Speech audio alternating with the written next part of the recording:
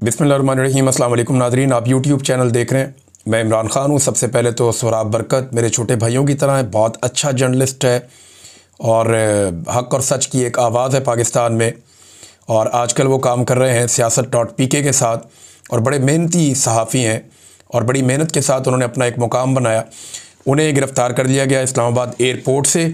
गिरफ़्तार करने की कोई वजह सामने नहीं आ रही, कोई मुकदमा उनके ऊपर नहीं है, अब तक कोई मुकदमा उनको बताया भी नहीं गया, ना सहाफ़ियों को पता चला। FIA ने उन्हें एयरपोर्ट से उस वक्त गिरफ़्तार किया जब वो एक कॉन्फ्रेंस में शिरकत के लिए जा रहे थे। इस्लामाबाद हाई कोर्ट ने इनका नाम निकाला था PNIL लिस्ट से ताकि वो ट्रैवल कर सकें। एक कॉन्फ्रेंस के लिए उन्हें बैरून मुल्क जाना था, लेकिन वहाँ से गिरफ़्तार कर लिया गया। सहाफ़त के लिए एक अफसोसनाक दिन है। अब मैं उम्मीद करता हूँ उन तमाम सहाफ़ियों से और सहाफ़ती तंजीमों से जो शाहज़ेब खानज़ादा के मामले में बहुत उछल कूद कर रहे थे। हालांकि मुझे भी उस मामले पे जितना दुख हुआ उतनी बात मैंने की, लेकिन ये मामला उससे बहुत ज़्यादा गंभीर है। यहाँ पे रियासती इदारों ने एक सहाफ़ी को गिरफ़्तार किया जिसके पास अदालत का ऑर्डर था कि वो बैरून मुल्क सफ़र कर सकता है और वो एक कॉन्फ्रेंस के सिलसिले में बैरून मुल्क जा रहा था। अब तमाम सहाफ़ती तंजीमें और सहाफ़ी बरादरी जो है वो इसके लिए आवाज़ उठाए, और जो लोग आवाज़ नहीं उठाएंगे फिर हम उन्हें नेम एंड शेम करेंगे कि आप लोग एक तरफ आवाज़ उठाते हैं और दूसरी तरफ आपको दिखाई कुछ नहीं देता। यानी जो भी सहाफ़ी सूट करेगा पाकिस्तान की एस्टेब्लिशमेंट को, शरीफ ख़ानदान को या जरदारी ख़ानदान को, उसके लिए आप आवाज़ उठाएंगे। और जो सहाफ़ी एस्टेब्लिशमेंट को, शरीफ ख़ानदान को और जरदारी ख़ानदान को सूट नहीं करेगा उसके लिए आप आवाज़ नहीं उठाएंगे। तो सबको आवाज़ उठानी चाहिए। एक मेरी FIA वालों से गुजारिश है जिनके पास सोहराब बरकत साहब हैं, मेरा एक पैगाम उन्हें आप ज़रूर पहुंचा दें। और मैं ये जानता हूं कि मेरे FIA के दोस्त मेरा ये पैगाम सोहराब बरकत साहब को ज़रूर पहुंचा देंगे। सोहराब से कहिएगा कि हमारी ये लड़ाई अपने वतन के लिए है, हमारी जिद्दोजहद जो है वो अपने लोगों के लिए है। उनके ऊपर जो जुल्म हो रहा है उसके ख़िलाफ़ हम आवाज़ उठा रहे हैं। हमारा हथियार कलम और कैमरा है और ये वक्त भी गुजर जाएगा।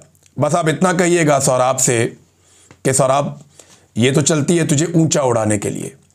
बस इतनी बात आप मेरा पैगाम उन तक ज़रूर पहुंचाइएगा। ये वक्त भी गुजर जाएगा, हम इस वक्त को भी झेल लेंगे। इससे पहले हमने बहुत तकलीफ़ें देखी हैं, ये तकलीफ़ भी देख लेंगे। आगा शेख सरवर के साथ जो जुल्म किया गया, ज़्यादती की गई और उन्हें जो दोबारा निशाना बनाया गया तशद्दुद का। एक और हमारे लाहौर से सहाफ़ी हैं, उनके साथ भी ऐसा ही सलूक किया गया। ज़ईम लगारी के साथ किया गया, सिद्दीक जान साहब के साथ किया गया, मुतीउल्लाह जान साहब के साथ किया गया। और हमारे दोस्त हैं, बड़े अच्छे कोर्ट रिपोर्टर हैं, उनके साथ भी यही सलूक किया गया, साकिब बशीर साहब के साथ। तो ये कोई नया सिलसिला नहीं है, हम इसे लंबे अरसे से बर्दाश्त कर रहे हैं। और ये सिर्फ मैं चंद सहाफ़ियों के नाम ले पाया हूँ, बेशुमार ऐसे नाम हैं जो मेरे दिमाग में इस वक्त नहीं होंगे। पाकिस्तान को सहाफ़ियों और सहाफ़त के लिए एक बदतरीन मुल्क बनाकर इन्होंने रख दिया है और ये पाकिस्तान की मिलिट्री एस्टेब्लिशमेंट इसके अंदर पूरी तरह से मुलव्वस है। अब आ जाए नाज़रीन एक और बड़ी खबर की तरफ, और वो जो बड़ी खबर है वो इमरान खान साहब की हिफाजत और उनकी सेहत के बारे में। सबसे पहले इंडियन मीडिया ने एक खबर चलाई कि इमरान खान साहब को जेल के अंदर कत्ल कर दिया गया। ये खबर चलाई इंडियन मीडिया ने और इंडियन सोशल मीडिया के ऊपर यह खबर फैलाई गई। पाकिस्तान तहरीक-ए-इंसाफ के लोगों को इस पर तशवीश हुई और फिर पता चला कि अचानक ये खबर चलना शुरू हो गई है अफ़गान मीडिया पे भी, खुरासान मीडिया के ऊपर और दीगर जगह के ऊपर उनकी जो वेबसाइट्स हैं उन पर यह खबर आ गई। और ये क्लेम किया गया कि इमरान खान साहब को मुबैना तौर पर इस खबर के मुताबिक जेल के अंदर कत्ल किया गया। अब पाकिस्तान तहरीक-ए-इंसाफ के सोशल मीडिया की जानिब से इस पर रद्द-ए-अमल आना फितरी था, लेकिन वो बहुत समझदार और बड़े मोहतात हैं, बाशऊर लोग हैं। तो उन्होंने इसको एक साजिश के तौर पे लिया। उन्होंने कहा जी ये हमें टेस्ट कर रहे हैं, हमें चेक करना चाहते हैं कि इस किस्म की खबर अगर आती है तो उसके ऊपर रद्द-ए-अमल क्या आएगा। अगर तो ऐसा कुछ किया जा रहा है तो इनको अंदाज़ा भी नहीं है, इनकी नस्लें तबाह हो जाएंगी। इस किस्म का मजाक करने वाले या इस तरह की हरकत करने का कोई सोचेगा भी ना तो इनकी नस्लें तबाह हो जाएंगी। ये हमेशा याद रखेंगे कि इन्होंने किया क्या। बहरहाल ये खबर चलवाई गई पहले इंडिया से और उसके बाद अफ़गानिस्तान से। पाकिस्तान तहरीक-ए-इंसाफ का इसके ऊपर आप मौक़िफ़ ले लीजिए। पहले उन्होंने कहा कि जी साबिक़ वज़ीर-ए-आज़म इमरान खान साहब की खैरियत से मुताल्लिक़ अफवाहों पर पाकिस्तान तहरीक-ए-इंसाफ का रद्द-ए-अमल और हुकूमत से मुतालबा। अफ़गानिस्तान और भारतीय मीडिया के प्लेटफॉर्म्स और गैर मुल्की समाजी राब्ते के अकाउंट से साबिक़ वज़ीर-ए-आज़म पाकिस्तान इमरान खान साहब की खैरियत से मुताल्लिक़ घिनौनी अफवाहें फैलाई जा रही हैं। हम हुकूमत वक्त और वजारत दाखिला से मुतालबा करते हैं कि इस अफवाह की फौरी और वाज़ेह तरदीद और वजाहत करे और फौरी तौर पर जनाब इमरान खान साहब की फ़ैमिली की मुलाकात करवाई जाए। चेयरमैन इमरान खान की सेहत, सलामती और मौजूदा हैसियत के बारे में सरकारी सतह पर शफाफ और बाज़ाब्ता बयान जारी किया जाए और इस तरह की ख़तरनाक और हसास नौइयत की अफवाहों के फैलाव के मुहर्रिकीन की तहकीकात करके हक़ाइक़ कौम के सामने रखे जाएँ। कौम अपने कायद के बारे में किसी भी तरह की गैर यकीनी या इबहाम को बर्दाश्त नहीं करेगी। इमरान खान की सलामती, बुनियादी इंसानी हुकूक और आइनी तकाज़ों की हिफाजत हुकूमत की बराह रास्त जिम्मेदारी है। पाकिस्तान तहरीक इंसाफ अवाम को यकीन दिलाती है कि हम इन अफवाहों का सद्देबाब करने और सच सामने लाने के लिए हर कानूनी और सियासी कदम उठाएंगे।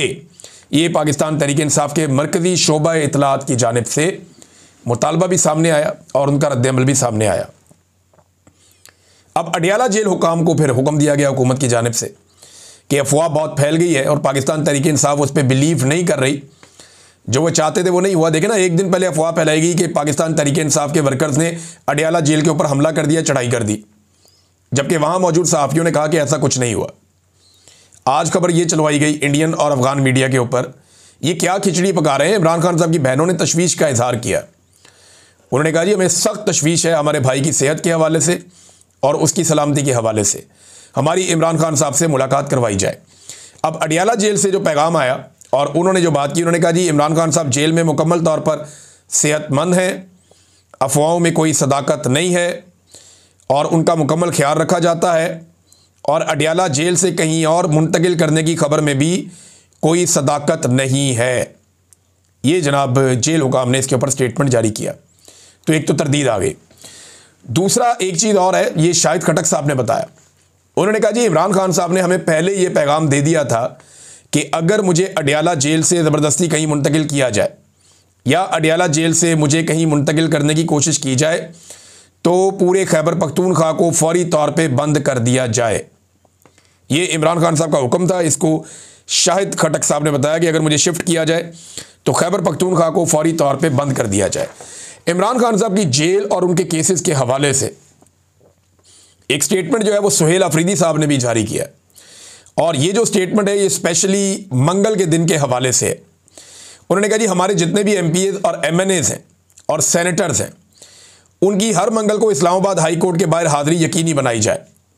हमारे जितने भी इमरान खान साहब के टिकट पर लोग इलेक्शन लड़े हैं, चाहे वो जीते हैं चाहे वो हारे हैं, उनकी हर मंगल को इस्लामाबाद हाई कोर्ट के बाहर मौजूदगी ज़रूरी है। जो वहाँ मौजूद नहीं होगा हम इसको नेम एंड शेम करेंगे। वहाँ इसलिए एहतजाज ज़रूरी है कि वो खान साहब के केसेस नहीं लगा रहे। 1 बजे के बाद वहाँ से अडियाला जेल जाएं और खान साहब की बहनों के साथ बैठें, यानी पहले जाएं अदालत में कि केसेस लगें और उसके बाद इमरान खान साहब की बहनों के साथ अडियाला जेल के बाहर जाएं और वहाँ उनकी बहनों के साथ बैठें। ऐसा नहीं हो सकता कि इमरान खान जेल में हो और हम उसके नाम पर मुंतखब होने वाले घरों में आराम से बैठे रहें। सुहेल अफरीदी, ये वैसे मुशक्कत ज़्यादा करनी नहीं पड़ेगी। एक आधे हफ्ते में आसिम मुनीर साहब का प्रोग्राम मुकम्मल हो जाएगा और फिर इमरान खान साहब की मुलाकातें भी दोबारा शुरू कर दी जाएंगी। इमरान खान साहब के केसेस भी दोबारा अदालत में, जेल की जो अदालत है उसके अंदर चलना शुरू हो जाएंगे, तो चीज़ें वापस नॉर्मलाइज कर ली जाएंगी। सिर्फ आसिम मुनीर साहब अपने गोल्स या अपने टारगेट्स जो हैं उनको अचीव कर लें। उनकी ताहयात इस्तिस्ना, ताहयात मुराद और ताहयात जो चीज़ें हैं वो उनके कंट्रोल में आ जाएं तो उसके बाद फिर कोई मसला नहीं है। नादरीन, यहाँ पे एक और ताहयात का क्योंकि जिक्र छिड़ा तो एक रिटायर जज साहब हैं, जस्टिस रिटायर मुशीर आलम साहब, उन्होंने एक स्टेटमेंट दिया और उनका स्टेटमेंट जो है ये बड़ा मजहबी नौइयत का स्टेटमेंट है, लेकिन क्योंकि वो साबिक जज हैं और उन्होंने बड़ी जिम्मेदारी के साथ स्टेटमेंट दिया। उन्होंने कहा मैं ये बात कहना नहीं चाहता था लेकिन अब मैं ये बात कर रहा हूँ कि ताहयात इस्तिस्ना शिर्क के बराबर है। वैसे शिर्क वो जुर्म है जिसकी अल्लाह माफ़ी नहीं देगा। ताहयात इस्तिस्ना शिर्क के बराबर है। ये ऐसा है कि आप खुदा की बराबरी कर रहे हैं क्योंकि अल्लाह ताला की ज़ात पर सवाल नहीं उठाया जा सकता। मुझे कहा गया ऐसी बात से इज्तनाब करना चाहिए, हो सकता है हमारी तवज्जो दिलाने से वो अपनी इस्लाह कर लें। ये बात जनाब जस्टिस रिटायर मुशीर आलम साहब ने की कि शायद उनके ये कहने से मामला ठीक हो जाए, लेकिन मुझे मामला कोई ठीक होते हुए दिखाई नहीं दे रहे। उसकी वजह यह है कि हुकूमत एक के बाद एक अजीबोगरीब कार्रवाइयाँ कर रही है। नादरीन, एक और ख़बर जो है वो तोशाखाना 2 केस के हवाले से है। उसकी समाअत भी अडियाला जेल के अंदर थी पिछले महीने की 29 तारीख को जो है वो आखिरी समाअत की गई थी, जिसे मनसूख कर दिया गया। और अब एक मरतबा फिर उसी केस की समाअत अडियाला जेल के अंदर होनी थी, बुशरा बीबी की और इमरान खान साहब की, लेकिन उसे मनसूख कर दिया गया है। और अगली तारीख अब बाद में बताई जाएगी। वकला को आगाह कर दिया जी जेल आने की कोई ज़रूरत नहीं है, कोई समाअत नहीं होगी। तो ये नादरीन सूरत हाल है। अब आज क्योंकि जुमेरात का दिन है, आज के दिन में एक दफ़ा फिर पाकिस्तान तहरीक-ए-इंसाफ के लोग जाएंगे अडियाला जेल में मुलाकात के लिए। सुहेल आफरीदी अगर गए तो ये 8वीं मरतबा अदालती ऑर्डर लेकर इमरान खान साहब से मुलाकात करने जाएंगे। और अगर मुलाकात ना करवाई गई तो तवातर के साथ 8 मरतबा वज़ीर आला खैबर पख्तूनख्वा अपने लीडर से मुलाकात के बगैर वापस आएगा। एक तो हाई कोर्ट में इमरान खान साहब के केसेस नहीं लगते, दूसरा केसेस ना लगाने के पीछे आपको पता है पहले आमिर फारूक साहब थे, अब डोगर कोर्ट बन गई है, सरफराज डोगर साहब आ गए हैं। तो ऐसे इंसाफ थोड़ी मिलेगा इमरान खान साहब को। पूरा का पूरा अदलिया का निज़ाम ही एस्टेब्लिशमेंट ने अपने कंट्रोल में कर लिया है और अब अदलिया जो है वो एक मातहत इदारा बन के रह गया है। आज़ाद अदलिया पाकिस्तान में नहीं है और ये एक हकीकत है। नादरीन, मियाँ नवाज शरीफ साहब को हवा लगवाई गई, धूप लगवाई गई, जैसे कि हमारे पंजाब के अंदर या पाकिस्तान के अंदर ख़वातीन नवंबर के महीने में और अक्टूबर के महीने में पुरानी रज़ाइयाँ निकालती हैं पेटियों में से, उनको जनाब धूप लगवाई जाती है, उनके अंदर जो बोश हो वो मर जाए, ज़रा उनको धूप लगवाई जाती है, उनको हवा लगवाई जाती है। इसी तरह नवाज शरीफ साहब को निकाल कर धूप और हवा लगवाई गई, लेकिन जो पुरानी रज़ाइयाँ काम की ना रहें, गल सड़ जाएं, फिर उनको दोबारा उनकी रुई निकाल के धुन के नई रज़ाइयाँ बनाई जाती हैं। तो मियाँ साहब अब किसी काम के नहीं रहे, क्योंकि मियाँ साहब ने जितना बयानिया बनाया, जब उन्हें धूप में बिठाया गया और उन्हें कहा गया कि जनाब अब आप एक प्रेस कॉन्फ्रेंस करें और आप ज़मीन आसमान के कलाबे में लाएं, तो मियाँ साहब ने इतना झूठ बोला, इतना झूठ बोला। पिछले दौर में तो मियाँ साहब का काम चल जाता था, जब सोशल मीडिया नहीं था तो मियाँ साहब झूठ बोल के साफ निकल जाते थे और पाकिस्तान का मीडिया या अखबारात मियाँ साहब के कसीदे पढ़ते थे। इरफान सिद्दीकी साहब एक कॉलम लिख देते थे, अताउल हक कासमी साहब दूसरा कॉलम लिख देते थे, जावेद चौधरी साहब का कॉलम भी कभी कभी तारीफ़ों में आ जाता था। तो बेशुमार लोग मियाँ साहब को खुश करने के लिए कॉलम के अंबार लगा देते थे। अब सुहेल वड़ाइच साहब जो मर्ज़ी कर लें, या बाकी जो सहाफ़ी बाकी बच गए हैं, अंसार अब्बासी साहब जो मर्ज़ी कर लें, मियाँ साहब को चाहे धूप लगाएं चाहे हवा लगाएं, कुछ भी करें, बयानिया नहीं बिकना। जितने झूठ मियाँ साहब ने बोले अपनी प्रेस ब्रीफिंग में, वो आधे घंटे के अंदर अंदर फारिग हो गए। हक़ाइक़ के साथ हर चीज़ निकाल कर सामने रख दी गई कि मियाँ साहब आपने ये भी झूठ बोला, ये भी झूठ बोला, ये भी झूठ बोला। तो अब मियाँ साहब का कद मज़ीद छोटा हो गया इस प्रेस कॉन्फ्रेंस के बाद, या ये मीडिया टॉक जो मियाँ साहब के सामने आई, इसके बाद बजाय इसके कि उनका कद बढ़ता, उनका कद मज़ीद छोटा हो गया। और झूठ मियाँ साहब ने इतने बोले हैं, हालांकि पाकिस्तान के अंदर वो कह रहे हैं खुशहाली आ रही है, इधर बेरोज़गारी बढ़ रही है। सरकारी आदादो शुमार या सरकारी रिपोर्ट के मुताबिक 14 लाख मज़ीद पाकिस्तानी बेरोज़गार हो गए हैं पाकिस्तान में। अच्छा, इनमें ना ये 3 साल के अंदर लगभग कोई 30 लाख पाकिस्तानी पाकिस्तान छोड़कर पाकिस्तान से बाहर भी जा चुके हैं। अगर आप उन पाकिस्तानियों को भी शामिल कर देना, अगर वो बाहर ना जाते तो 30 लाख वो और 14 लाख ये, तो अब तक कोई 44 लाख 40 लाख से ऊपर जो है पाकिस्तानी बेरोज़गार हो जाने थे। 21 साल का रिकॉर्ड तोड़ दिया शहबाज शरीफ ने पाकिस्तान में बेरोज़गारी का। इन्वेस्टमेंट का 50 साल का रिकॉर्ड शहबाज शरीफ ने और आसिम मुनीर साहब ने मिलकर तोड़ा, और बेरोज़गारी का 21 साल का रिकॉर्ड शहबाज शरीफ ने और आसिम मुनीर साहब ने मिलकर तोड़ा, और गुर्बत का रिकॉर्ड भी पाकिस्तान का आसिम मुनीर साहब ने और शहबाज शरीफ साहब ने मिलकर तोड़ दिया। पाकिस्तान में बदमनी का रिकॉर्ड भी इन्होंने मिलकर तोड़ दिया। तो पाकिस्तान के अंदर कौन सा ऐसा बुरा रिकॉर्ड है जो ये दोनों लोगों का कम्बिनेशन नहीं बना रहा? आसिम मुनीर साहब हो या शहबाज शरीफ साहब हो, ये दोनों रिस्पॉन्सिबल है इस बुरी सूरत हाल के, और इसके ऊपर इनको बजाय कि पशेमानी हो, आपको मैं एक अजीबोगरीब चीज़ दिखाता हूँ। ये ज़रा एक ट्वीट देखें, ये एक साहब ने की हुई है, और इसके अंदर ये देखें, फयाज शाह साहब हैं जिन्होंने ट्वीट किया। उन्होंने कहा पाकिस्तान में ATM से पैसे निकलवाने पर थैंक यू की जगह ये देखने को मिलता है। ये देखें जी, ये तस्वीर आ जाती है आसिम मुनीर साहब की, शुक्रिया के बजाय आसिम मुनीर साहब का फ़ोटो आ जाता है और उस पर अल्हम्दुलिल्लाह लिखा हुआ होता है। यानी मुझे समझ नहीं आ रही कि पूरी दुनिया में क्या ऐसे होता है कि आप ATM से पैसे निकलवाएं, आपको तो थैंक यू करते हैं, बस अल्लाह हाफिज़। इसके बाद थैंक यू के बाद फील्ड मार्शल आसिम मुनीर साहब का यानी आर्मी चीफ का फ़ोटो आ जाता है।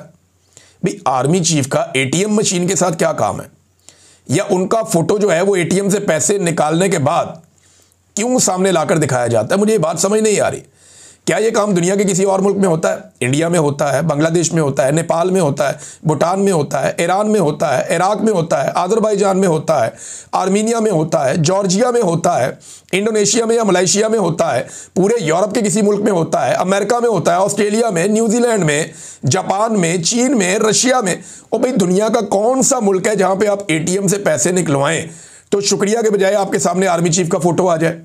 ये कहां होता है? अब ये सवाल उठाया गया, सवाल तो जायज़ है। अब बजाय इसके कि पब्लिक को कंपनसेट किया जाता, पब्लिक को जो है वो इरिटेट किया जाता है, और जो लोग रिस्पॉन्सिबल हैं पाकिस्तान की मईशत की तबाही के, लोगों को ये बताया जाता है बार बार कि ये पाकिस्तान के अन्नदाता हैं और यही पाकिस्तान को बचाएंगे। और आप इस सिस्टम की संगदिली का अंदाज़ा करें कि पीपल्स पार्टी इस सिस्टम का साथ दे रही है, पूरी तरह से साथ दे रही है, और साथ साथ ये भी कहती है कि हम तो बहुत जमहूरी हैं। तो पीपल्स पार्टी को जो है वो बार बार ये बताना पड़ता है कि जनाब आप बिल्कुल जमहूरी नहीं है। नदीम अफजल चंद साहब ने स्टेटमेंट दिया, क्योंकि बाद में नदीम अफजल चंद साहब ने, कमरुज़्ज़मान कायरा साहब ने, और हमारे एक बड़े अच्छे दोस्त हैं चौधरी साहब कसूर से, इन सब ने इनकलाबी बन जाना है पंजाब से, और कुछ लोग सिंध से भी इनकलाबी बन जाएंगे। लिहाजा पीपल्स पार्टी का रिकॉर्ड सीधा रखना बहुत ज़रूरी है। हमारे ऊपर बाबा निज़ामुद्दीन का दबाव है, निज़ामुद्दीन का दबाव है। निज़ामुद्दीन का लफ्ज़ शहबाज गिल साहब ने गालिबन इजाद किया था। ये आर्मी चीफ को निज़ामुद्दीन कहते हैं, चौधरी निज़ामुद्दीन या कोई इस तरह का नाम है। अच्छा, वो ये कहते हैं नदीम अफजल चंद साहब, हमारे ऊपर बाबा निज़ामुद्दीन का दबाव है, हमने निज़ाम चलाना है, फेयर तबसरा मैं नहीं कर सकता क्योंकि वो किसी को हजम नहीं होता, हमारे ऊपर बहुत पाबंदियां हैं, हमारे लब आज़ाद नहीं हैं, हम नहीं बोल पा रहे, पीपल्स पार्टी को हुकूमती इत्तेहादी होने का नुकसान हुआ है, कोई फ़ायदा नहीं हुआ। नदीम अफजल चंद साहब कौन सा दबाव है आप पे? आप पे ये दबाव है कि आपको वफाक के अंदर हुकूमत का हिस्सा बनाया गया, आप पर यह दबाव है कि चेयरमैन सेनेट आपका बनाया गया, आप पर यह दबाव है कि 2 सूबों में जहां आपकी हुकूमत नहीं है वहां पे आपको गवर्नर दिए गए, आप पर यह दबाव है कि बाकी 2 सूबों में आपको आपके वज़ीर आला दिए गए, आपके ऊपर यह दबाव है कि आपको अब इस वक्त आज़ाद कश्मीर के अंदर भी एक हुकूमत बनाकर दी गई, आप पर यह दबाव है कि आपको हर वो चीज़ दे दी जाती है जिसका आप तकाजा करते हैं। ये किस तरह का दबाव है? सदर भी आपका, हर चीज़ आपकी, बिला मुकाबला आपके जो जरदारी ख़ानदान है उनके बच्चों को मुंतखब करवाया जाता है। ये किस किस्म का दबाव है आपके ऊपर? चंद साहब, आप इस सारी बेशर्मी और इस सारी ढिटाई, इस सारी फस्तायत, जुल्म, जबर और जो फस्तायत हुई पाकिस्तान में, आप इसका हिस्सा हैं, आप हर जुल्म का हिस्सा हैं। और बिलावल का वो स्टेटमेंट हम ना भूलेंगे ना भूलने देंगे पाकिस्तानियों को, जिसमें बिलावल ने कहा था कि ब्रूट मेजॉरिटी, जब आईनी तरमीम की जा रही थी अदलिया को ज़बह करने के लिए और फील्ड मार्शल को और सदर पाकिस्तान को ताहयात इस्तिस्ना और मुराद देने के लिए, उस वक्त बिलावल क्या काम कर रहा था? ब्रूट मेजॉरिटी, डंडे वाली जमहूरियत। ये अल्फाज ना हम भूलेंगे ना भूलने देंगे। पाकिस्तान पीपल्स पार्टी बेनिफिशरी है, पाकिस्तान पीपल्स पार्टी इस सारे जुल्म का हिस्सा है, बल्कि सफ़े अव्वल के अंदर पीपल्स पार्टी ने इसमें किरदार अदा किया है। अब आप पीछे नहीं हट सकते या अपने आप को इसमें छुपाकर अलग नहीं कर सकते। नाज़रीन, ओवरसीज़ पाकिस्तानी जो है वो भी काफ़ी काम कर रहे हैं। ये क्योंकि बहुत ज़्यादा एहतजाज हुआ 26 नवंबर को, जो कत्लेआम हुआ था गुज़िश्ता साल, उसको लेकर, और अभी एक यौम तासीस मनाया जा रहा है ISF UK की जानिब से। 28 नवंबर को यौम तासीस है, और इसके प्रोग्राम के अंदर जो है वो ये भी शामिल है कि गोली क्यों चलाई। तो पाकिस्तान तहरीक इंसाफ जो है वो एक्टिवली चीज़ें कर रही है, और ये जो प्रोग्राम होने जा रहा है पाकिस्तान तहरीक इंसाफ की जानिब से, ये प्रोग्राम लंदन में होगा 28 नवंबर को, और इसके और ये ISF करेगी। यानी ISF अब लीड लेना शुरू हो गई है जब से उनका वज़ीर आला बना, और उनके कुछ वज़रा सामने आए हैं। एक और नाज़रीन खबर है, वो ये है कि Tom Lantus, human rights commission है अमेरिका का, ये बड़ा तगड़ा है जी, इसकी बात पूरी दुनिया में सुनी जाती है। इन्होंने भी एक ट्वीट किया है अभी, और इसमें उन्होंने कहा जी कि 1 year ago today Pakistani security forces unleashed terrible violence against protesters in Islamabad, killing more than a dozen people and injuring many more. Thousands were arbitrarily detained. Thorough independent investigations must be conducted and justice served. ये कह रहे हैं जनाब कि 1 साल पहले पाकिस्तान के अंदर सिक्योरिटी फोर्सेस ने बड़ा टेरिबल किस्म का एक वायलेंस अटैक किया था एहतजाज करने वालों के ऊपर, जिसमें 1 दर्जन से ज़्यादा लोग कत्ल हो गए थे और बहुत सारे लोग ज़ख्मी हो गए थे। हज़ारों लोगों को गैर कानूनी तौर पे हिरासत में ले लिया गया था। एक थॉरो इन्वेस्टिगेशन होनी चाहिए इस सारे मामले के ऊपर और इसमें इंसाफ फराहम किया जाना चाहिए। इन्होंने एक मरतबा फिर इंसाफ के लिए आवाज़ उठाई है, Tom Lantus human right commission, और ये अमेरिका का एक बड़ा तगड़ा कमीशन है। इसकी आवाज़ पूरी दुनिया में सुनी जाती है और इसका दबाव भी बहुत आता है। नाज़रीन, इस वीलॉग को यहाँ ख़त्म करते हैं, नेक्स्ट वीलॉग में मज़ीद बातचीत करेंगे। अब तक के लिए इतनी, अपना ख्याल रखिएगा, अपने चैनल का भी। अल्लाह हाफ़िज़।